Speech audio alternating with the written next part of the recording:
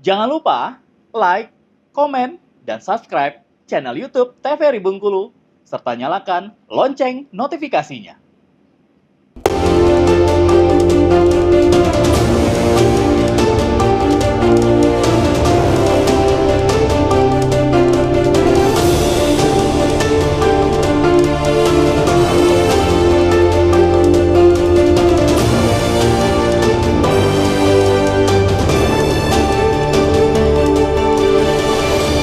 Baik, kembali pemirsa di Berendo TVRI Bengkulu tentunya, dan masih bersama saya Karo Fahmi, dan ada Pak Sugeng Suharto selaku pengamat kebijakan publik, dan juga ada di Zoom kita ada Bapak Cahyo Niko Indrawan selaku Area Manager Communication dan juga Relation dan CSR ya, Sumbaksel tentunya ya.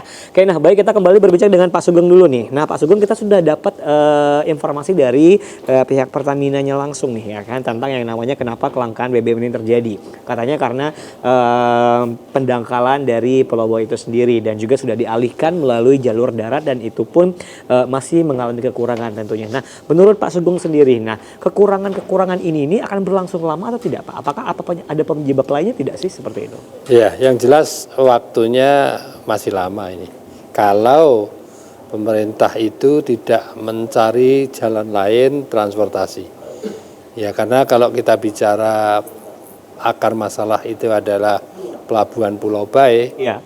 Sementara kita tahu bahwa tanggal 29 itu baru mau dikerjakan. Tanggal 29 ya, baru mau dikerjakan. Ya, baik. Artinya kerugian terhadap pendangkalan ini kan tidak saja kaitannya alur masyarakat dengan BBM, tapi banyak sekali yang misalkan saja Pulau Enggano bagaimana distribusi makanan dan seterusnya.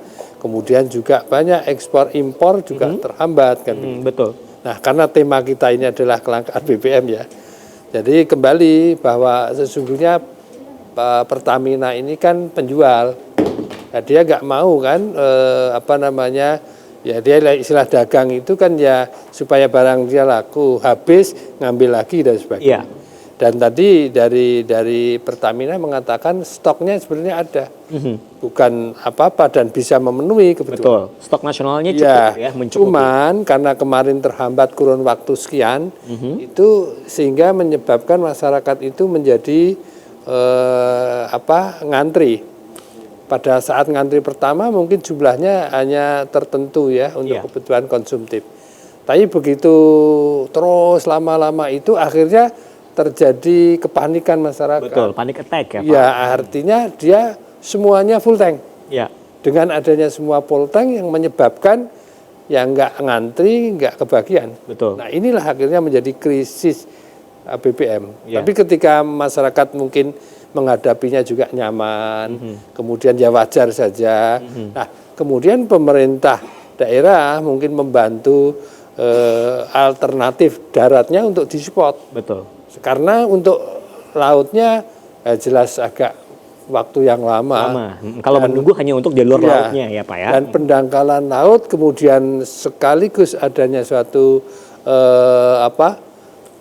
pembangunan yang lebih bagus tentang transportasi laut yang katanya internasional ini ya butuh waktu yang cukup lama. Iya. Nah, oleh karena itu kalau besok pun 29 mulai ada penyedotan ini kan tidak bisa kemudian 3 hari 4 hari sudah lancar. Betul. Sementara saben hari harus ada sekian liter sekian tank yang BBM yang harus disekan. Maka mau tidak mau ini perlu ada satu kebijakan darurat ya, meskipun tidak begitu darurat sekali seperti bencana, tapi itu harus ada sikap bahwa harus mensupport transportasi darat yang luar biasa sampai masyarakat menjadi nyaman, antrian berkurang, sambil menunggu di perbaikan pendangkalan itu. Oke, baik, terima kasih Pak Sugeng. Nah, selanjutnya kita ke Pak Cahyo kembali. Selamat sore Pak Cahyo, masih di Zoom meeting kita? Masih. Baik, siap. Pak Cahyo atau Mas Cahyo nih, kita mau ngobrol lagi tentunya tentang kelangkaan BBM ini sendiri. Nah, untuk kelangkaan BBM tadi bahwa kita sudah tahu penyebabnya bahwa Pulau Bay ya yang terkendala. Nah, Pak Sugeng bilang katanya tanggal 29 Pak akan ada pengerukan. Apakah itu benar atau seperti apa untuk pemberitaannya? Mohon dijelaskan. Gimana? Tanggal 29 apa?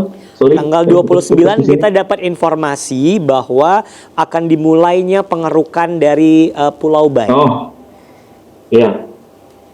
Iya. Kalau pengerukan dimulai tanggal 29 itu nanti mungkin pihak yang paling berwenang untuk menyampaikan seperti apanya itu mungkin dari Pelindo dan KSOP ya. Oke, Kalau tapi kami isunya dari Pertamina sudah tahu. sangat mendukung apapun yang dilakukan oleh Pelindo dan KSOP itu agar alur itu segera dapat dilewati oleh kapal tanker kami, sehingga kami bisa melakukan distribusi ke wilayah Bengkulu secara normal kembali melalui jalur laut dan melalui fuel terminal Pulau Bay. Oke, baik. Saya potong Pak Cahyo. Isu tanggal 29 pengerukan itu Pertamina sudah mendapat kabar atau belum? Tanggal 29 Pelindo sudah pengerukan? Iya. Sudah, kami sudah dapat info. Ya cuman kan pengerukan itu sendiri juga kan menurut informasi kan tidak serta-merta langsung bisa memenuhi draft kapal kami agar bisa lewat gitu ya. Jadi memang ada prosesnya dan itu ya mungkin ya tadi seperti yang saya katakan hanya pihak Pelindo dan KSOP yang menurut saya paling berwenang untuk bisa menjelaskan.